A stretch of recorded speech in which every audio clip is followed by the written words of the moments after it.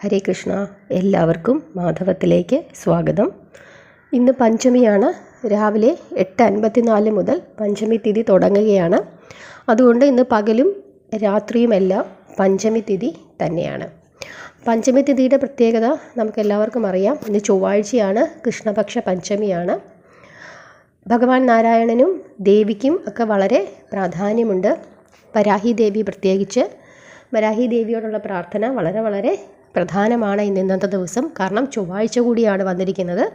ചൊവ്വാഴ്ച സാധാരണ നമുക്കറിയാം ഭഗവതിമാർക്ക് പ്രത്യേകിച്ച് വലിയ പ്രാധാന്യമുള്ള ദിവസമാണ്.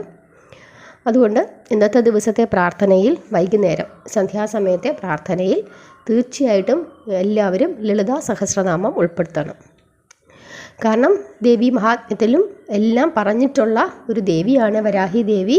സപ്തമാതാക്കളിൽ 5ാമത്തെ ദേവിയാണ് വരാഹി ദേവി. ശുംഭ നിശുംഭന്മാരെ വധിക്കുന്നതിന് വേണ്ടിയിട്ടാണ് വരാഹി ദേവി അവതാരമെടുത്തതെന്നാണ് ദേവി മഹാത്മ്യത്തിൽ പറയുന്നത്. വരാഹ രൂപത്തിലുള്ള ഭഗവാൻ നാരായണൻ്റെ വരാഹമൂർത്തിയുടെ സ്ത്രീ രൂപമാണ് വരാഹി ദേവി. വൈകുണ്ഠമാണ് ദേവിയുടെ വാസസ്ഥാനം. ശിവഭക്തരും ദേവീഭക്തരും കൃഷ്ണഭക്തരും ഒരുപോലെ ആരാധിക്കുന്ന രാത്രിയുടെ ദേവതയാണ് വരാഹി ദേവി. ക്ഷിപ്രപ്രസാദിനിയാണ്, ക്ഷിപ്ര കോപിനിയാണ്. അതുകൊണ്ട് തന്നെ നമുക്ക് പ്രാർത്ഥിക്കാം. സന്ധ്യയ്ക്ക് ലളിതാ സഹസ്രനാമം നിർബന്ധമായും ജപിക്കണം ഇന്നത്തെ ദിവസം. കാരണം ലളിതാ സഹസ്രനാമത്തിൽ ദേവിയെപ്പറ്റി ഒരുപാട് പറഞ്ഞിട്ടുണ്ട്. പഞ്ചമി പഞ്ചഭൂതേശി പഞ്ച സാഖ്യോപചാരിണി, അതാരാണ്? പഞ്ചമി ദേവിയാണ്.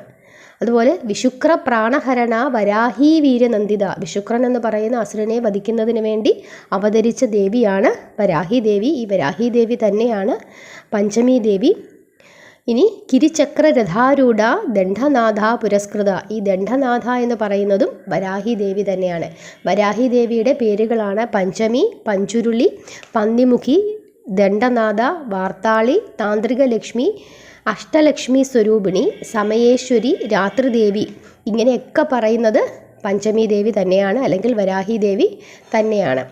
രാത്രി സമയത്താണ് ദേവിക്ക് ഭയങ്കരമായ ശക്തി ഉണ്ടാകുന്നതെന്ന് പറയുന്നു. അതുകൊണ്ട് എല്ലാവരും ചെയ്യേണ്ടുന്ന ഒരു കാര്യം, ഇന്ന് സന്ധ്യയ്ക്ക് വിളക്ക് കത്തിച്ച് നമ്മൾ ലളിതാ സഹസ്രനാമം നിർബന്ധമായും ജപിക്കണം. കാരണം ലളിതാ സഹസ്രനാമം ഇന്ന് ചൊവ്വാഴ്ച ദിവസവും കൂടി ആയതുകൊണ്ട്, ദേവിക്ക് വളരെ പ്രാധാന്യമായതുകൊണ്ട് ലളിതാ സഹസ്രനാമം ജപിക്കുന്നതിൽ നിന്നും യാതൊരു വീഴ്ചയും വരുത്തരുത്. ഇനി അത്രയും സമയം ഇരുന്ന് പ്രാർത്ഥിക്കാൻ കഴിയാത്തവരാണെങ്കിൽ അമ്മേ നാരായണ എന്നുള്ള ആ മഹത്തായ മന്ത്രമെങ്കിലും നിങ്ങളൊരു 108 തവണ ജപിച്ചിരിക്കണം. അത് വളരെ നിർബന്ധമാണ്. അങ്ങനെ നമ്മൾ ജപിച്ചതിന് ശേഷം, നമ്മുടെ പ്രാർത്ഥനയ്ക്കൊക്കെ ശേഷം നമ്മൾ വിളക്കൊക്കെ അണച്ച് മാറ്റി വെക്കുക.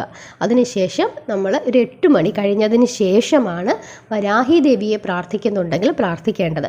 8 മണിക്ക് ശേഷം വീണ്ടും നമ്മൾ പൂജാമുറിയിലെത്തുക. പൂജാമുറിയിലെത്തിയതിനു ശേഷം ദേവിക്ക് വേണ്ടി ഒരു വിളക്ക് കത്തിക്കുക.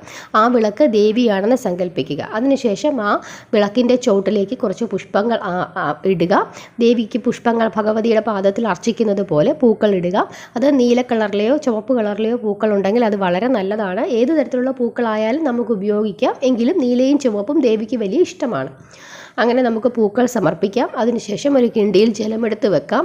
ദേവിക്ക് ഇഷ്ടപ്പെട്ട എന്തെങ്കിലും നൈവേദ്യം വെക്കാം. അത് പഴമായിക്കോട്ടെ, അതുപോലെ മധുരക്കിഴങ്ങ്, ദേവിക്ക് വലിയ ഇഷ്ടമാണ് ഒരു മധുരക്കിഴങ്ങ് പുഴുങ്ങി വെക്കുന്നത്.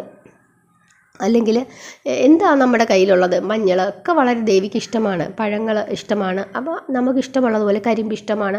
നമുക്കിഷ്ടമുള്ള എന്തെങ്കിലും, നമ്മുടെ വീട്ടിലൊരു ഫ്രൂട്ട്സ് ഉണ്ടെങ്കിൽ, ഇപ്പം ഓറഞ്ചിനൊക്കെ വളരെ വിലക്കുറവാണ് അല്ലേ, ഒരു ഓറഞ്ച് എടുത്ത് വെച്ചാലും മതി. ദേവിക്ക് നമ്മൾ എന്തെങ്കിലും ദേവിക്കൊന്ന് സമർപ്പിക്കുക. അങ്ങനെ സമർപ്പിച്ചതിന് ശേഷം നമുക്ക് ഓം വരാഹി നമ എന്ന് 108 തവണ നമുക്ക് ജപിക്കാം. മനസ്സ് നൊന്ത് നമുക്ക് എന്തെങ്കിലും ഒരു വലിയ പ്രശ്നം നമ്മളെ അലട്ടുന്നുണ്ടെങ്കിൽ ആ അലട്ടൽ അത് മാറുന്നതിന് വേണ്ടി, ആ പ്രശ്നം മാറുന്നതിന് വേണ്ടിയിട്ട് വരാഹി ദേവിയെ പ്രാർത്ഥിക്കാം. കാരണം പെട്ടെന്നൊരു റിസൾട്ട് കിട്ടുന്ന ദേവിയാണ് വരാഹി ദേവി.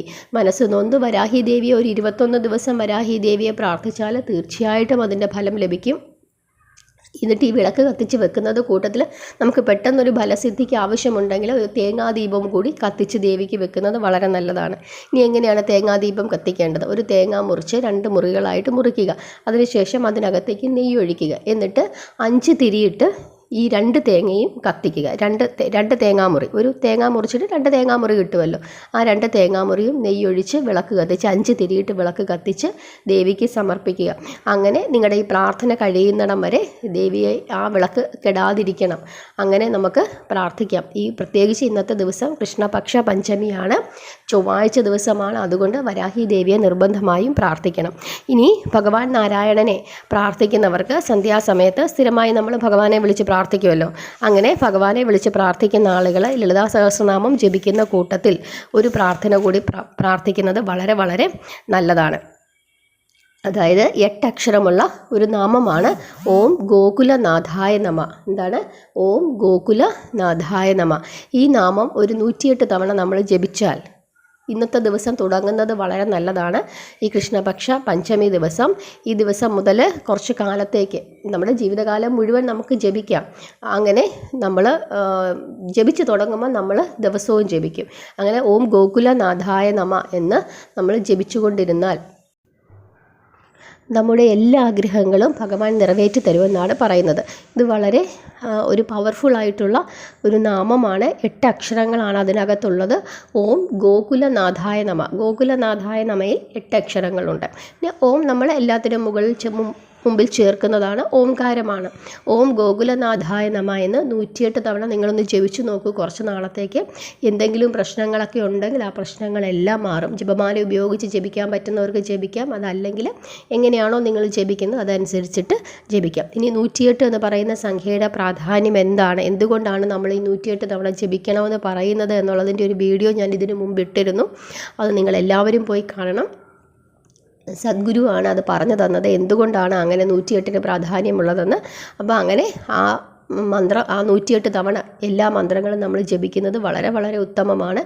എളുപ്പമാണല്ലോ. ഓം ഗോകുലനാഥായ നമ എന്നൊരു 108 തവണ വെറുതെ ഇരിക്കുന്ന സമയത്തും ഭഗവാനെ മനസ്സിലാലോചിച്ച് നിങ്ങൾക്ക് ജപിക്കാം. പിന്നെ സന്ധ്യാസമയത്ത് വിളക്ക് കത്തിച്ച് വെച്ചും ഈ നാമം ജപിക്കാം. ഈ നാമം ജപിച്ചു കഴിഞ്ഞാൽ തീർച്ചയായിട്ടും ഭഗവാൻ നമുക്ക് വേണ്ട എല്ലാ സൗകര്യങ്ങളും ഒരുക്കിത്തരും, നമ്മുടെ എല്ലാ ആഗ്രഹങ്ങളും തീർത്തു തരും. അതാണ് ഈ മന്ത്രത്തിൻ്റെ അതീവ ശക്തിയുള്ള ഒരു ഫലമെന്ന് പറയുന്നത്. തീർച്ചയായിട്ടും അതിന് ഫലം നിങ്ങൾക്ക് എല്ലാവർക്കും ലഭിക്കും. ഇന്നത്തെ ദിവസം നമ്മൾ ചെയ്യേണ്ടുന്ന പ്രാർത്ഥന, ഭഗവാനെ വിളിച്ച് പ്രാർത്ഥിക്കുക, ലളിതാ സഹസ്രനാമം നിർബന്ധമായും ജപിക്കുക. ലളിതാ സഹസ്രനാമം ജപിക്കേണ്ടുന്ന വിധി എങ്ങനെയാണ് അത് ലളിതാ സഹസ്രനാമം ജപിക്കേണ്ടതെന്ന് ഞാൻ പറഞ്ഞിട്ടുണ്ട്. അതായത് വിളക്ക് കത്തിച്ചു വെക്കുക, അതിനുശേഷം തറയിലിരുന്ന് ജപിക്കണം. തറയിലിരുന്ന് ജപിക്കുമ്പം വെറും തറയിലിരിക്കരുത്, ഒരു പാവിരിച്ചിട്ട് തന്നെ തറയിലിരുന്ന് ജപിക്കണം. ജപിക്കുന്നതിന് മുമ്പ് ധ്യാന ശ്ലോകം നിർബന്ധമായും ചൊല്ലിയിരിക്കണം. അതിനുശേഷം ദേവിയെ നമസ്കരിക്കാം. ഇങ്ങനെയാണ് ചെയ്യേണ്ടത്. മാനസപൂജ ചെയ്യാം, അതല്ലെങ്കിൽ പുഷ്പങ്ങൾ നമുക്ക് അർപ്പിച്ചുകൊണ്ടും ചെയ്യാം. എങ്ങനെയാണെന്ന് വെച്ചാൽ അവരവരുടെ സൗകര്യം പോലെ അങ്ങനെ നമുക്ക് ചെയ്യാം. അപ്പോൾ ലളിതാ സഹസ്രനാമം അങ്ങനെ തന്നെ ജപിക്കണം. താഴെ ഇരിക്കാൻ പറ്റാത്തവർക്ക് മുകളിലിരുന്ന് തന്നെ ജപിക്കാം. വയ്യാത്തവരിപ്പോൾ എന്ത് ചെയ്യും? അവർക്ക് താഴെ ഇരിക്കാൻ പറ്റില്ലല്ലോ. അതനുസരിച്ചിട്ട് ചെയ്യുക. അതിനുശേഷം ഭഗവാനെ വിളിച്ച് പ്രാർത്ഥിക്കുക. ഭഗവാന്റെ പ്രാർത്ഥനകളെല്ലാം പ്രാർത്ഥിക്കുക. അതിൽ ഓം ഗോകുലനാഥായ നമ എന്ന് നിങ്ങൾ ജപിച്ച് തുടങ്ങിക്കോളൂ. തീർച്ചയായിട്ടും അതിൻ്റെ വ്യത്യാസം മനസ്സിലാക്കി തന്നെ നിങ്ങൾക്ക് തന്നെ അത് മനസ്സിലാകും എന്താണ് അതിൻ്റെ വ്യത്യാസം എന്നുള്ളത്. അതുപോലെ രാത്രിയിൽ വരാഹി ദേവിയെ വിളിച്ച് പ്രാർത്ഥിക്കുക. ഇനി രാത്രി 8 മണിക്ക് ശേഷം വിളക്ക് കത്തിച്ച് പ്രാർത്ഥിക്കാനൊന്നും കഴിയുന്നില്ല, ജോലിക്കൊക്കെ പോയിരിക്കുന്നവരാണ്, ഡ്യൂട്ടിയുണ്ട്, അങ്ങനെയുള്ളവർ എന്ത് ചെയ്യുക? രാത്രി മുഴുവൻ ഓം വരാഹിയെ നമേന്ന് നിങ്ങളുടെ ജോലി സമയത്തിൻ്റെ ഇടയ്ക്ക് പ്രാർത്ഥിക്കുക. കാരണം നേഴ്സുമാരെ പോലുള്ളവർ നമുക്കറിയാം, അവർക്ക് രാത്രിയിൽ വിളക്ക് കത്തിച്ചിരുന്ന് പ്രാർത്ഥിക്കാനൊന്നും പറഞ്ഞു കഴിഞ്ഞാൽ അവർക്കതൊന്നും പറ്റില്ല. അപ്പോൾ എന്താ ചെയ്യേണ്ടത്? ഏതാണോ സമയം നമുക്ക് സമയമുള്ളത് ആ സമയങ്ങളിലെല്ലാം വരാഹി ദേവിയെ, പ്രത്യേകിച്ച് രാത്രി ഡ്യൂട്ടിയൊക്കെ ഉള്ളവർ വരാഹി ദേവിയെന്ന് പ്രാർത്ഥിക്കുക.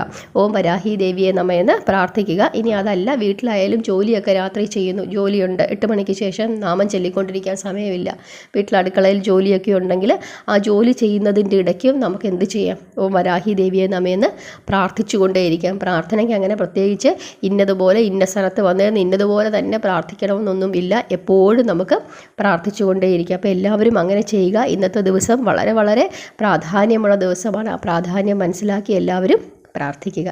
എല്ലാവരെയും ഭഗവാൻ അനുഗ്രഹിക്കട്ടെ. ഹരേ കൃഷ്ണ.